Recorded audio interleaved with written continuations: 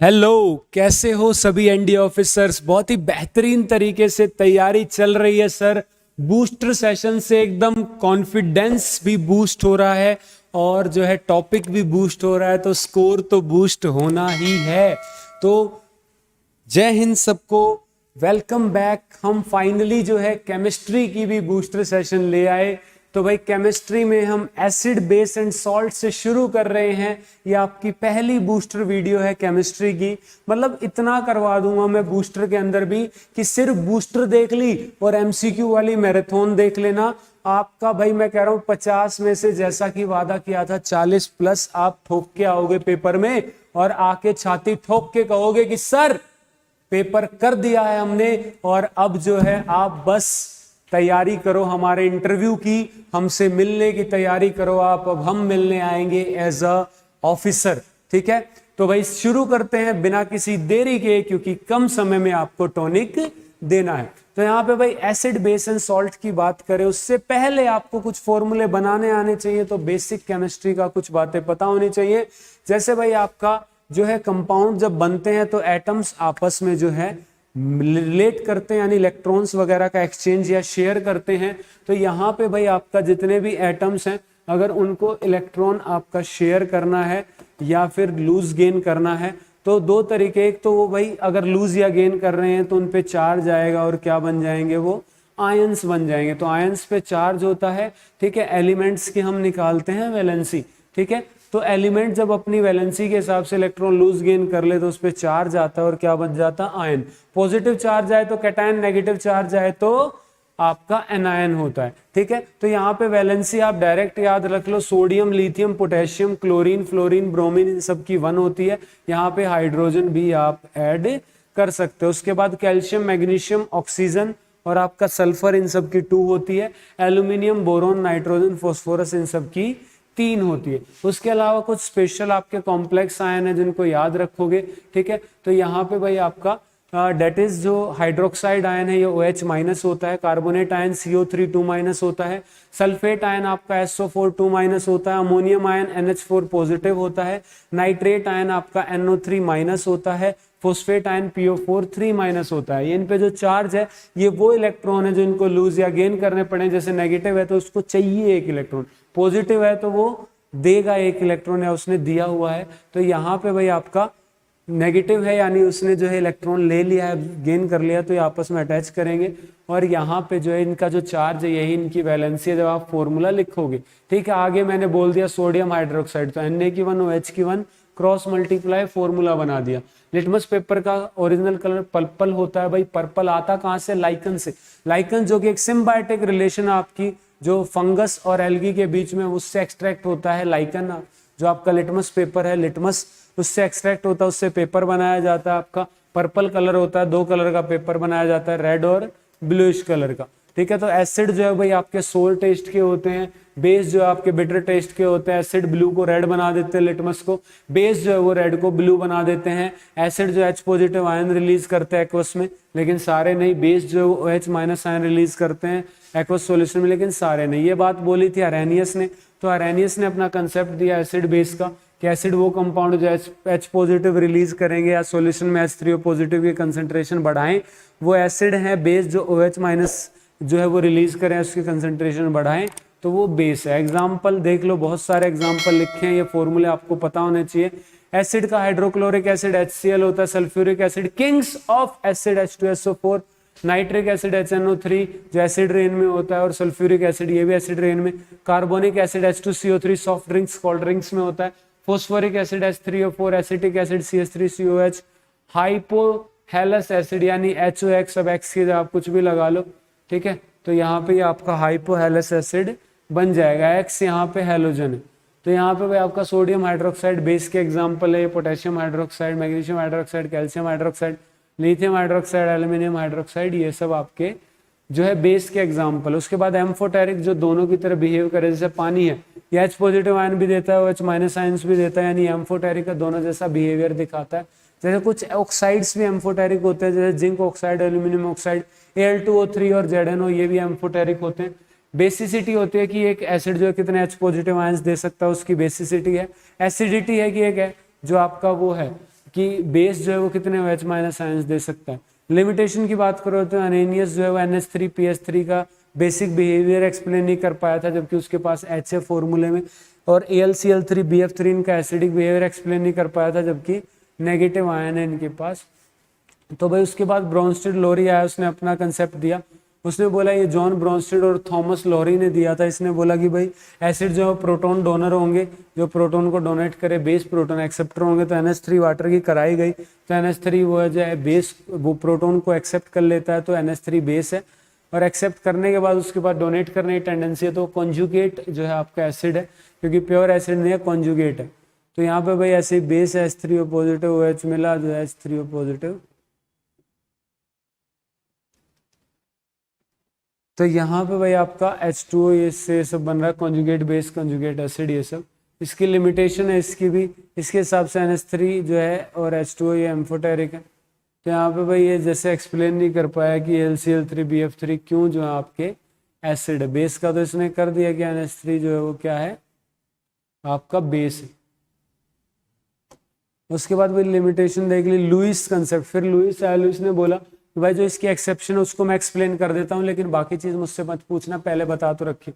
तो इसने बताया सब्सटेंस जो इलेक्ट्रॉन एक्सेप्ट करेगा वो लुइस एसिड है, जो इलेक्ट्रॉन पेयर को जो है डोनेट करेगा डेट इज लुइस बेस।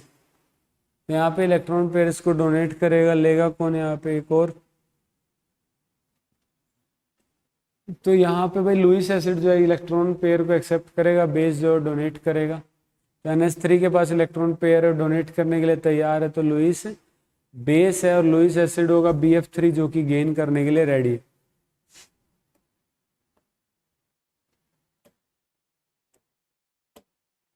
तो यहाँ पे भाई आ गया, इसकी कमी क्या की थी, ये जो प्रोटोनिक एसिड है H वाले, उसको एक्सप्लेन नहीं कर पाया था, जो अरेनियस ने सबसे पहले कर दिया था। तो ये तीनों डेफिनेशन चलती हैं एसिड बेस में। उसके बाद सोल्ट है भाई, H पॉजिटिव हटा दो एसिड का बायोमेटल, तो उसको सोल्ट कहेंगे। ठीक है, जैसे HCl है, उसमें H हटा के Na लगा दो, NaCl, KCl, CaCl2, MgCl2, ये सब एसिड। H2SO4 तो Na2SO4, K2SO4, CSO4।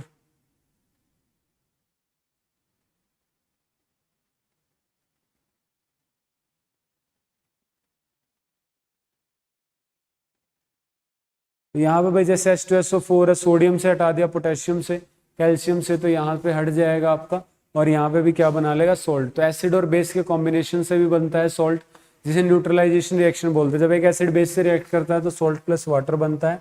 ठीक है, उसके बाद एसिड बेस के अंदर अलग अलग बिहेवियर दिखाने वाले सब्सटेंसेस को बोलते हैं इंडिकेटर्स।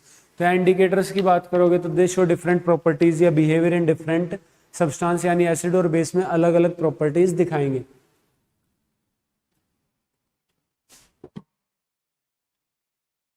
इनकी मदद से you can distinguish between acid and base. Indicator भाई आपके कई तरीके के हो सकते हैं। नेचुरल होगा, यानी नेचर से जो मिला, जैसे लिटमस है, एसिड में रेड, बेस में ब्लू। रेड कैबेज एसिड में रेड, बेस में ग्रीन। फ्लावर ऑफ हाइड्रेंजिया है, एसिड में ब्लू, बेस में पिंक। टर्मरिक है आपका, कोई चेंज नहीं दिखाता एसिड में, लेकिन लाल हो जाएगी बेस में। उसके बाद भाई आपका सिंथेटिक इंडिकेटर जो लैब वगैरह में बने, जैसे फिनोप्थलीन, या आपका नो चेंज, कोई चेंज नहीं दिखाता, कलरलेस होता है। एसिड के अंदर बेस में पिंक हो जाता है। मिथाइल ऑरेंज एसिड में रेड होता है और बेस में येलो हो जाता है। यूनिवर्सल इंडिकेटर, यूनिवर्सल इंडिकेटर ऐसे होते हैं। इससे पहले एक ऑल्फैक्टरी इंडिकेटर्स जो आ गए। यूनिवर्सल इंडिकेटर जो सिर्फ डिफ्रेंशिएट नहीं करते एसिड बेस में, मतलब उनकी स्ट्रेंथ भी बताएंगे। और जैसे पीएच स्केल, रेड कैबेज। तो ऑल्फैक्टरी इंडिकेटर जो show a small change in acid and base, ये सब। यहाँ पर भी show change in smell in acid, जो स्मेल की चेंज से पता लगा, यानी नोज से पता लगाओगे कौन सा एसिड है कौन सा बेस है। तो onion, club oil, vanilla essence, ये सब हैं जो एसिड में अपनी स्मेल एज इट इज रखते हैं, जो इनकी कोर स्मेल आपने पढ़ी है वही रखते हैं। उसके अलावा बेस में अपनी स्मेल जो है लूज कर देते हैं। तो भाई यूनिवर्सल इंडिकेटर की बात करते हैं, जैसे पीएच स्केल है, पीएच की फुल फॉर्म होती है पोटेंज ऑफ हाइड्रोजन। तो यहाँ पे भाई इसकी वैल्यू निकालते हैं तो 1 हाइड्रोजन की कंसेंट्रेशन आता है, यानी जितनी ज्यादा हाइड्रोजन की कंसेंट्रेशन पीएच उतना कम। तो जितना ज्यादा H पॉजिटिव यानी ज्यादा बेस, और ज्यादा H पॉजिटिव का मतलब H बोस।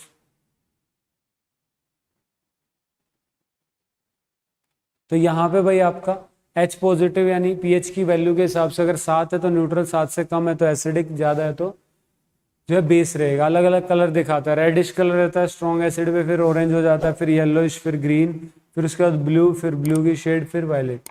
तो यहाँ पे सम इम्पोर्टेंट पीएच वैल्यूज, जैसे ब्लड का 7.35 से 7.45, यानी 7.4 होता है, मिल्क का 6.7 से 6.9 होता है, एसिडिक रेन 5 से 5.5, यूरिन 4 से 8, गैस्ट्रिक जूस जो 1.5 से 3 रहता है, सॉफ्ट ड्रिंक भी 2 से 4, ठीक है, ग्लूकोज का 7 रहता है, डिस्टिल वाटर 7, 100 नाइट्रोजन 10 से 12।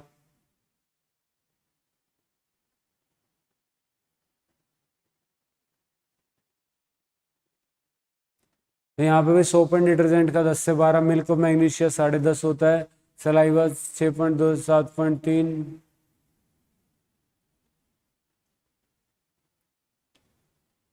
तो यहाँ पे भाई ये सारे इनके कुछ पीएच हैं। टूथपेस्ट भी स्लाइटली बेसिक रहती है, कॉफ़ी टी ये भी स्लाइटली बेसिक रहती है।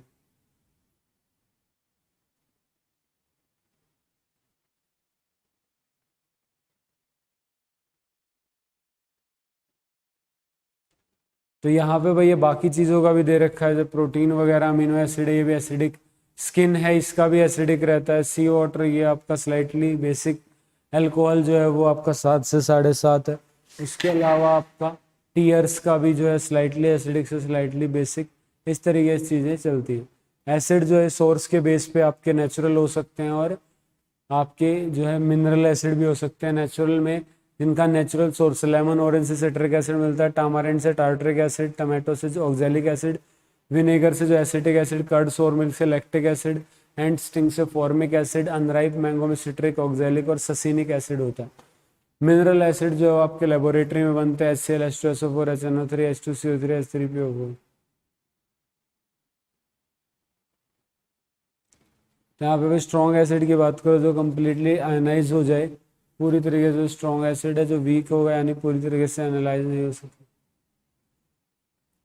तो यहाँ पे भाई आपका स्ट्रॉन्ग एसिड जो पूरी तरीके से 100% टूट के आयंस दे दे, और वीक जो ना दे पाए, तो स्ट्रॉन्ग एसिड में मिनरल एसिड आते हैं, वीक में जनरली नेचुरल एसिड आते हैं।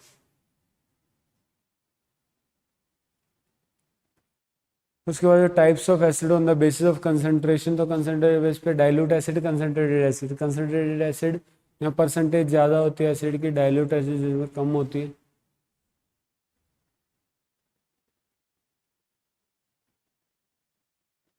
तो यहाँ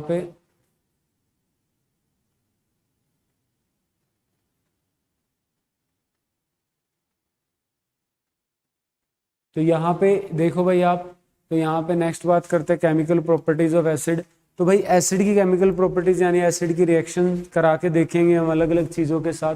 तो यहाँ पे भाई देखो, एसिड की जब मेटल के साथ रिएक्शन होती है तो याद रखना एक सॉल्ट बनता है और साथ में हाइड्रोजन गैस निकलती है। अगर मेटल कार्बोनेट और बाइकार्बोनेट के साथ होती है तो CO2 प्लस वाटर निकलेगा और सॉल्ट तो बनेगा ही। एक एक एग्जाम्पल मैंने दिए हुए हैं। स्लेक लाइम कैल्शियम हाइड्रोक्साइड को बोलते हैं, इसको लाइम वाटर भी बोलते हैं। क्विक लाइम जो है CaO को बोलते हैं, कैल्शियम ऑक्साइड। उसके बाद CO2 जो है वो आपका जो है लाइम वाटर को मिल्की बना देता है, ठीक है, कैल्शियम कार्बोनेट। इसका टेस्ट है हाइड्रोजन गैस का है कि वो पॉप साउंड के साथ जलती है न्यूट्रलाइजेशन रिएक्शन के अंदर। और एग्जांपल्स हैं यहाँ पे, आपका सॉल्ट प्लस वाटर देगा, ठीक है। तो इस तरीके से आपको ये सारी चीज़ें याद रखनी है। इसके अलावा और कुछ पॉइंट्स हैं जो आप ध्यान से सुन लो, ठीक है, जो मैं बता रहा हूँ। तो यहाँ पे भाई आपके और सारे पॉइंट्स देखो। सबसे पहले आपका डाइजेस्टिव सिस्टम में पीएच का रोल रहता है कि आपका जो है अंदर एसिड रिलीज होता है। गैस्ट्रिक जूस में भी देखा आपने, तो अगर वो एसिड अगर लिमिट से ज़्यादा बढ़ गया तो उस चीज़ को एसिडिटी बोलते हैं। उसके लिए हम एंटासिड लेते हैं, उसका एग्जाम्पल है मिल्क ऑफ मैग्नीशिया। तो ये आपके एंटासिड के एग्जाम्पल एसिडिटी के अंदर आते हैं और उनका नेचर बेसिक होता है, ठीक है। एंड मिल्क ऑफ मैग्नीशिया होता है, मैग्नीशियम हाइड्रोक्साइड का कंपाउंड है, ठीक है। 10 10.5 pH 10.5 अभी आपको बताया था, ठीक है। तो ये है भाई आपका एंटा एसिड की तरह यूज होता है अगर ओवर जो एसिड है वो रिलीज हो जाए तो। उसके अलावा भाई अगर आपका और चीज़ें हैं, जैसे आपका टूथ डिके में भी पीएच का रोल रहता है, क्योंकि मुंह में जितने बैक्टीरिया वगैरह हैं वो आपकी अंदर जो शुगर वगैरह फूड पार्टिकल बच गए उनको खा के एसिड रिलीज करते हैं। मुंह का पीएच घट जाता है और पीएच ज़्यादा कम होगा तो इवन द हार्डेस्ट सब्सटेंस जो आपकी बॉडी में है, इनेमल टूथ की कवरिंग, तो वो भी जो है डिग्रेड हो जाता है और आपको जो है जो खराब हो जाते हैं दांत आपके, ठीक है। उसके अलावा उसके लिए भी हम टूथपेस्ट करते हैं, देखा टूथपेस्ट भी बेसिक होती है। उसके अलावा एसिड रेन में भाई उसमें भी पीएच का रोल रहता है, आपने देखा एसिडिक होती है 5 से 5.5, तभी तो एसिड रेन नाम है। तो यहाँ पे आपके पोल्यूटेंट्स में से SO2 NO2 ये ऊपर जाते हैं वाटर के साथ रिएक्ट करके, H2SO4 HNO3 ये सब बना के नीचे आते हैं।